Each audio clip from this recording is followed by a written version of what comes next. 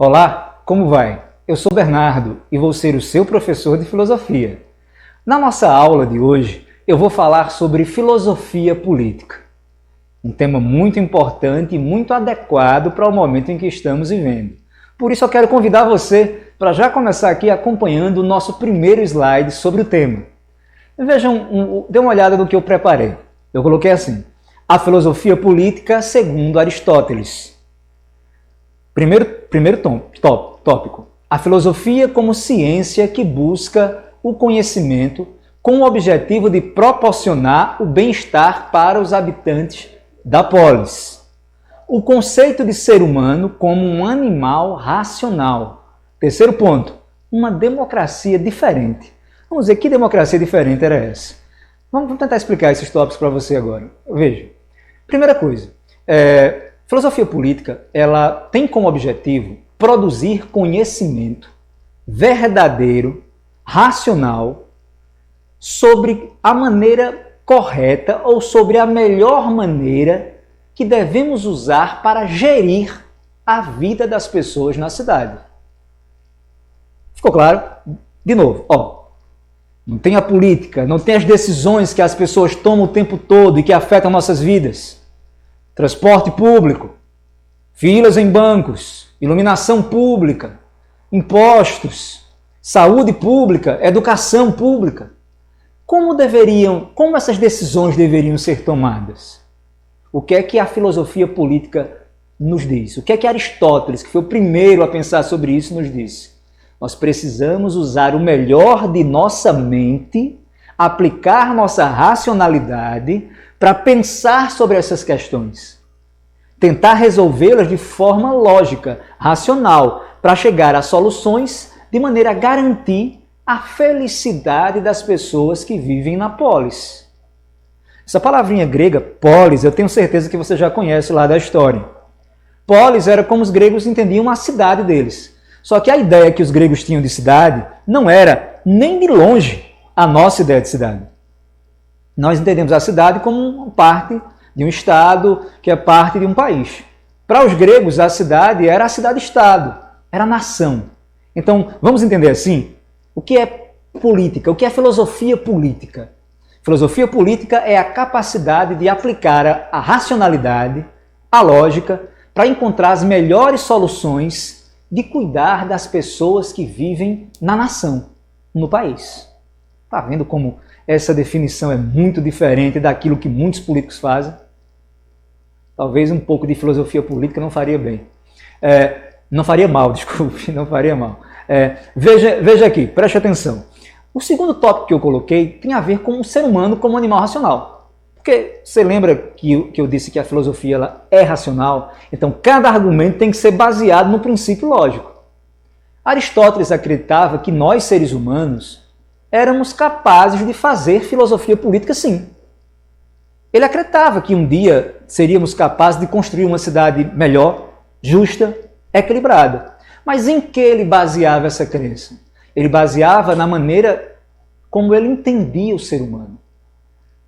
Essa definição de ser humano como animal racional é dele. Foi ele quem disse que nós, seres humanos, somos animais racionais. Foi ele quem disse que nós, seres humanos, somos animais sociais. Foi Aristóteles também quem falou que nós, seres humanos, somos animais políticos por natureza. Você vai ver que tem outros filósofos, tem outro filósofo especificamente aqui, que vai discordar de Aristóteles. Mas isso nós vamos ver um pouco mais na frente. Vamos lá agora? Vamos para o nosso próximo slide.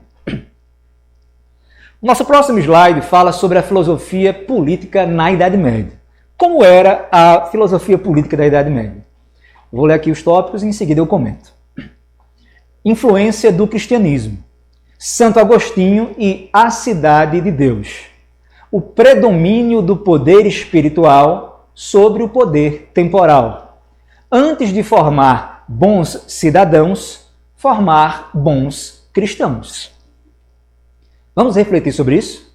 Vê, é inegável que a Idade Média europeia, ou seja, aquela que aconteceu na Europa Ocidental, culturalmente ela foi dominada pelo cristianismo. As primeiras universidades, as primeiras escolas surgiram sempre ligadas a igrejas. E a igreja era uma instituição muito forte. Então, a filosofia política não podia ficar longe disso. O principal pensador que eu trouxe aqui para falar para vocês, para conversar com vocês sobre política, pensador cristão, é Santo Agostinho, Agostinho de Hipona. Agostinho, ele escreveu um livro monumental, nos dois sentidos. É um livro volumoso, espesso, e é um livro de grande repercussão, que ainda hoje influencia o pensamento político de muita gente, inclusive no Brasil atual. Qual é a ideia de Santo Agostinho? É que existem duas cidades, a cidade dos homens e a cidade de Deus. E qual é a ideia dele? É que a cidade de Deus, ela deve prevalecer sobre a cidade dos homens. A ideia de Santo Agostinho é que existe uma linearidade na história, que a história está acontecendo de acordo com os princípios determinados por Deus. E vai chegar um momento em que a cidade de Deus ela vai se impor sobre a cidade dos homens. E o que é que caracteriza essa cidade de Deus no pensamento de Santo Agostinho? É que o poder religioso, o poder espiritual, que é o poder representado aqui na Terra pela Igreja Católica, na perspectiva dele, deve se sobrepor ao poder temporal. A palavra temporal quer dizer que é um poder que passa, é um poder que acaba, que começa, mas tem fim. Outra maneira de falar poder temporal é poder secular, que é o poder do século, da época. Agostinho dizia que o rei era aquele que empunhava a espada. A espada para fazer a guerra, para controlar as pessoas, mas ele dizia que era Deus que deveria guiar as mãos que seguravam a espada. O princípio de Agostinho para coordenar a formação política era um princípio espiritual. Ele dizia, forme bons cristãos que você vai formar bons cidadãos. Não estou questionando, não é minha função aqui questionar essas ideias. Eu estou para explicar como elas se constituem. Mas o único problema visível nisso é de você não ser cristão, né? Se você não é cristão. Essa ideia era quase que inadmissível na Europa medieval. Os poucos que não eram cristãos se escondiam, viviam como fugitivos dentro da própria sociedade. Mas a nossa sociedade atual é uma sociedade multiétnica e multicultural. Mas vamos dar continuidade, vamos acompanhar e vamos prestar atenção agora no nosso próximo slide.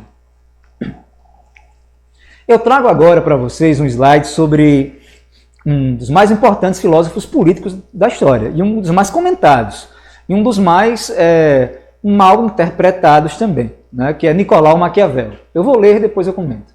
Nicolau Maquiavel, o nascimento da filosofia política na Europa, o surgimento da modernidade, a desvinculação da teologia e da política, o príncipe, os conceitos de virtude e de fortuna. Os fins justificam os meios? Que é uma pergunta muito interessante de ser feita. Vamos lá, vamos pensar sobre isso. O que é que Maquiavel marca em termos de filosofia política? Ele é o que separa a concepção medieval da concepção moderna. Século XV para lá é influenciado pelas ideias de Maquiavel. Começa a ser influenciado. Para trás, era influenciado ainda pelo pensamento agostiniano, pela escolástica, pelo pensamento religioso. Qual é a ideia central de Maquiavel? Maquiavel ele diz que se você quer fazer política, você tem que separar a religião.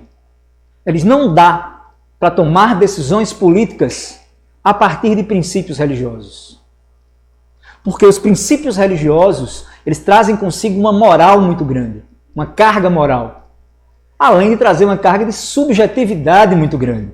Ele dizia, as decisões políticas têm que ser práticas. Têm que ser pensadas numa lógica simples, de causa e de efeito. Compreenderam?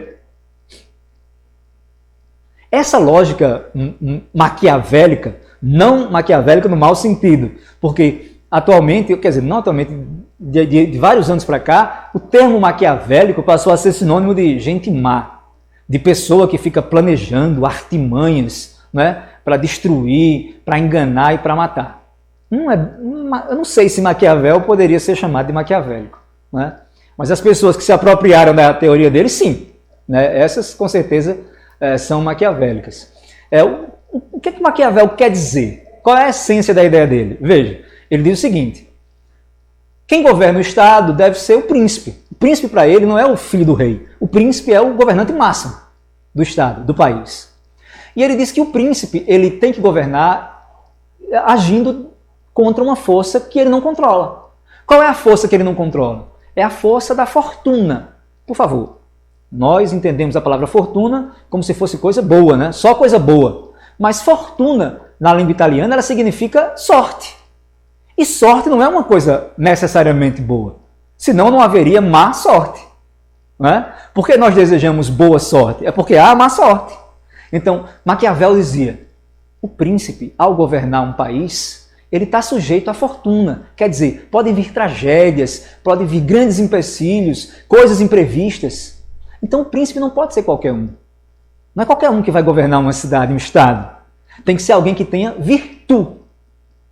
Ou seja, virtude, a qualidade de colocar o bem público sempre na frente dos bens particulares. Para essa pessoa, dizia ele, todo o poder deve ser dado. Não tem uma frase que todo mundo atribui a Maquiavel, é aquela que diz que os fins justificam os meios? Na verdade, você não vai encontrar essa frase lá no texto do Príncipe. Mas você pode tirar, meio que eruir essa ideia do texto maquiavélico. É como ele dizendo assim, para o príncipe, qualquer meio pode ser usado, desde que seja ele que escolha o fim. Porque ele acreditava que o príncipe era alguém que tinha virtude, que tinha a qualidade de sempre escolher o bem público. Entendeu a diferença? Não é que qualquer fim justifica qualquer meio. Se o seu fim é um fim público, bom, interessante, então você, como príncipe, poderia fazer. Essa ideia foi muito deturpada, não é? E nós temos vários exemplos aí na história política nacional que poderiam justificar isso. Mas vamos dar um certo prosseguimento e vamos acompanhar o nosso próximo slide aqui. Thomas Hobbes é um filósofo posterior a Maquiavel e eu vou ler aqui os 3 tópicos dele. Hobbes dizia: a justificativa racional para o absolutismo. O estado natural como um estado de caos e violência. Homem, lobo do próprio homem. O estado soberano e forte para evitar a guerra e o conflito na sociedade. Vamos observar essa imagem também que tem aí. Você pode ver que tem uma figura real com uma coroa e com espada numa mão e com um cetro na outra. Era assim que Hobbes entendia que deveria ser o Estado, né? O rei, o soberano. Ele deveria ser forte, com poder completo, para poder administrar. Vamos pensar um pouco sobre isso aqui, pessoal. Vamos refletir sobre isso. Veja. Está lembrado que eu falei que Aristóteles acreditava que nós, seres humanos, éramos os animais racionais, os animais sociais, os animais políticos? Que essa era uma visão positiva dele sobre o ser humano. E que eu disse que tinha um filósofo que discordava. Esse filósofo era Thomas Hobbes. Hobbes acreditava que nós, seres humanos, não éramos, por natureza, bons, ou racionais, ou até mesmo sociáveis. Ele falava que, no estado de natureza, o ser humano ele age por cálculo instintivo. Ou seja, o que a gente entende por estado de natureza? Não é necessariamente aquele passado primitivo. É assim, como é que nós agiríamos se não tivéssemos todas as leis, regras culturais, normas institucionais? Pare um pouquinho para pensar sobre isso, você aí em casa. Pense. Se não tivesse nenhuma lei proibindo você de fazer as coisas, nenhuma religião dando princípios morais para você seguir, como era que você agiria? Você agiria movido pela racionalidade? Hobbes acreditava que não. Ele acreditava que sem as regras culturais, no estado de natureza, o ser humano era mau e ele se tornava o lobo do próprio homem. Homine lupus do homine. Ou seja, o homem seria o devorador do próprio homem. Sempre que eu uso a expressão homem, eu não estou sendo machista, estou reproduzindo a gramática da época, o modo de falar da época, que era assim, patriarcal. Mas ele fala que o ser humano seria capaz de destruir o próprio ser humano. Para evitar isso, para evitar esse estado de caos, de balbúrdia e de baderna, qual era a solução proposta por Hobbes?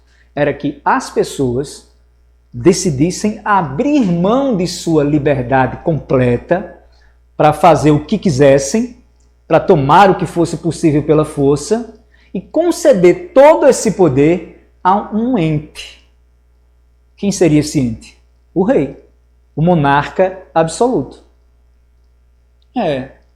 Interessante, né? De repente surge uma pessoa que acumula em suas mãos todo o poder, inclusive sobre você.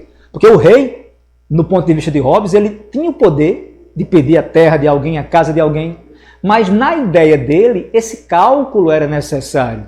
Se você quisesse evitar que qualquer pessoa pudesse invadir sua propriedade, tomar sua terra, queimar seus bens, lhe matar, a única maneira segura de fazer isso, segundo Hobbes, era dando poder total para que apenas uma pessoa pudesse fazer isso.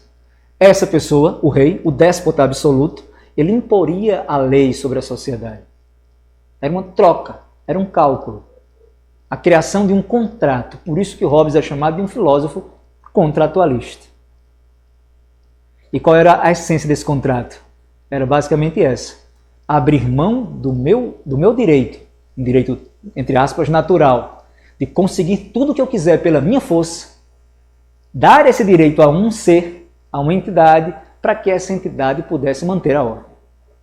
Existe um outro pensador posterior a Hobbes, que eu quero apresentar para vocês aqui agora, que era meio que o oposto de Thomas Hobbes, né? Vocês podem observar aí no slide que ele tem esse rostinho de bom moço, né? Rousseau. Jean-Jacques Rousseau, filósofo suíço, que ficou famoso por ter uma visão diferente. Se Hobbes era o filósofo, foi o filósofo que justificou racionalmente o absolutismo, Rousseau foi o filósofo que serviu de base para as ideias libertárias da Revolução Francesa. Liberdade, igualdade, fraternidade. Vamos ver aqui esses tópicos. O primeiro diz assim: o exercício da soberania pelo povo como condição da sua libertação. Segundo tópico, a origem da desigualdade entre os homens, do contrato social, pacto social, liberdade natural e liberdade civil. Vamos prestar atenção aqui. O que é que Rousseau quer dizer? Como é que ele pensa? A primeira colocação dele é a seguinte: diferente de Hobbes, ele imagina o estado de natureza como sendo um estado bom. Tanto é que ele tem uma frase sintética muito interessante. Ele diz assim, ele diz, o ser humano, eu estou dizendo ser humano, mas ele dizia o homem nasce bom. A sociedade o corrompe. Vê, que diferença. Para Hobbes, o ser humano já nascia com o instinto a ter poder, a se impor pela força. Se fosse deixado livre, sem leis ou sem princípios, ele seria o lobo do próprio ser humano. Rousseau dizia não. O ser humano é bom por natureza. Quem o torna mal? A sociedade. O que na sociedade tornava o ser humano mal? Para Rousseau, tem até um livro que ele escreveu sobre isso, chama-se Da Origem da Desigualdade entre os Homens.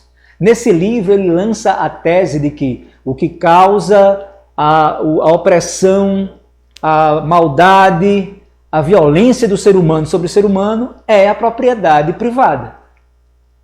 Percebeu como Rousseau é o manancial de onde flui várias ideias políticas que lutam contra a desigualdade, que lutam contra a propriedade privada, não é?